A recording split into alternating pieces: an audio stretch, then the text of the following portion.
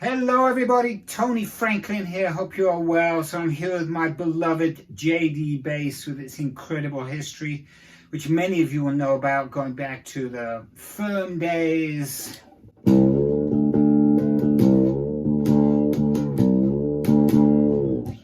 Cadillac and Live in Peace, and then most famously, I used it with Kate Bush and David Gilmour on that very seen video recently of running up that hill. And then of course it went on to be used exclusively with Blue Murder. All the recordings, all the stuff you know. Down to a low D.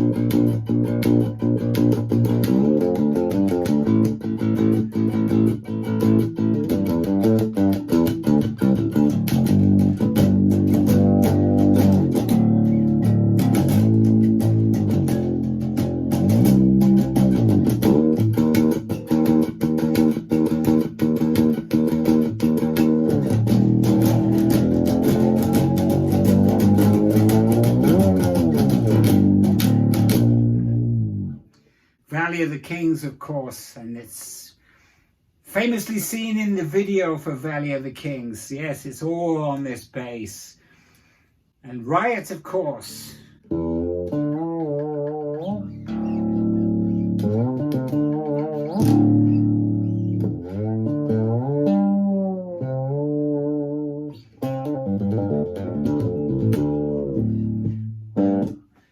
I'm making it probably look easy, but this thing is a workout because the action is still incredibly high. Oh, I know you want me to do the riff from Riot.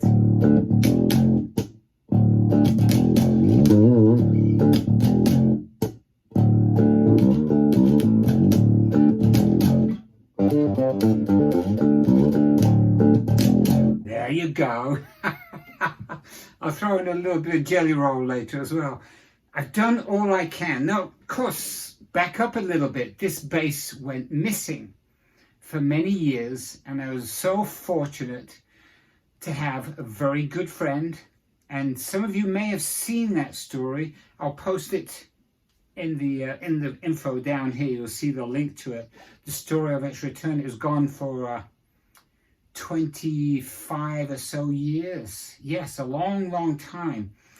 And it came back, and that is a whole beautiful and emotional story unto itself. But I'm very excited because I'm getting very close to getting this refurbished because it still has a long way to go. I wanted to show you some of the scars and dings, two in particular. There's one right up here. I'll do a still of this as well. But it's right here. I don't know if you can see that. Right there. You can't really see it, can you? Yeah, there's a big old chunk and a chip that happened there. The story behind that one. Well, it was on the Blue Murder King's X Billy Squire tour. And that's a whole story unto itself, that tour. One particular night, and I really lost my cool on stage.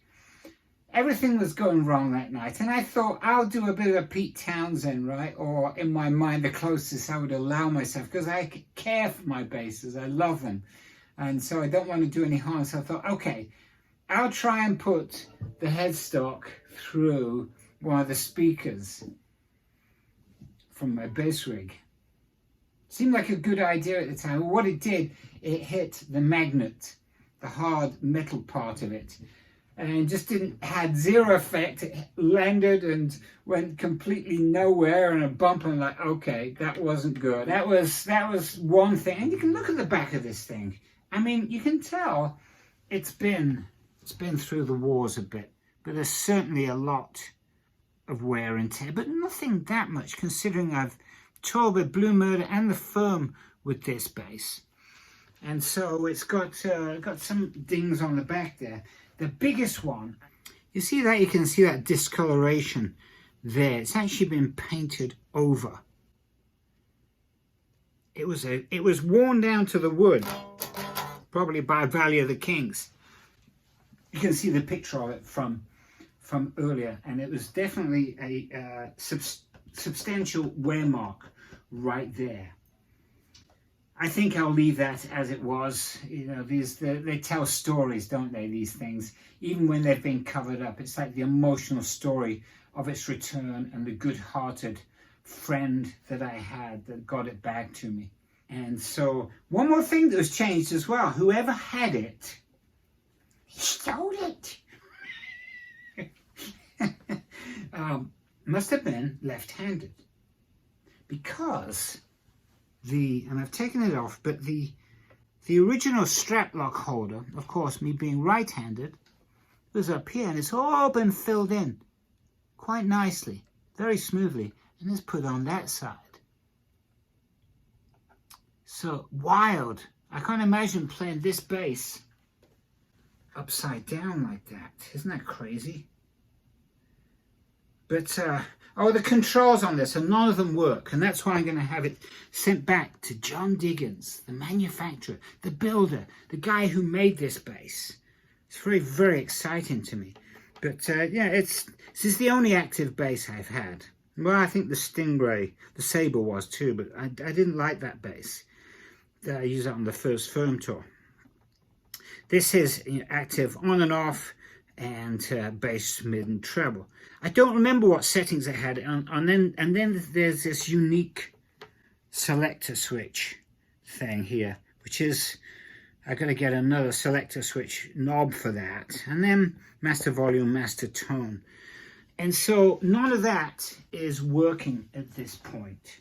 So the bass is still in completely passive mode. It still sounds like my Fender bass.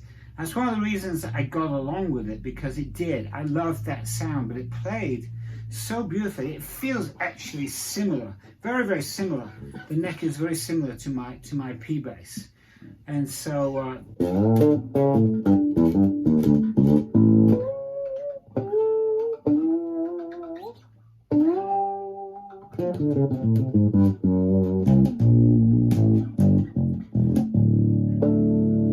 Interestingly enough, Riot, Valley of the Kings, the song Blue Murder, and also Jelly Roll were all in low D tunings, except that Jelly Roll was all down a half step from that.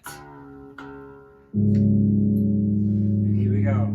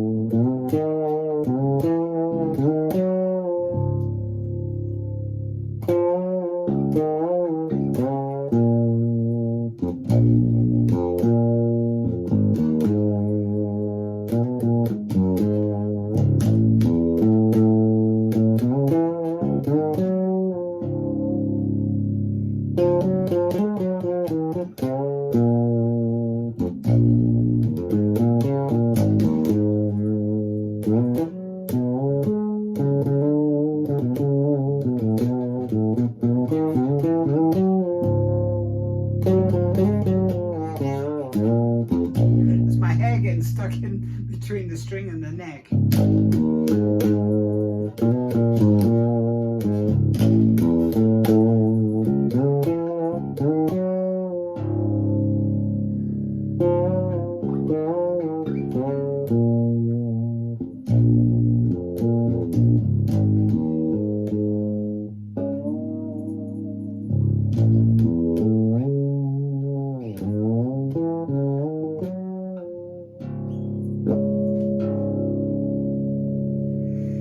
Only love can break your heart. There we have it, folks. Here's all the electronics. And all those are going to be taken out and taken to Mr. John Diggins. I'm very excited about this. Watch this space. And we shall be getting this bass to the place that it was supposed to be.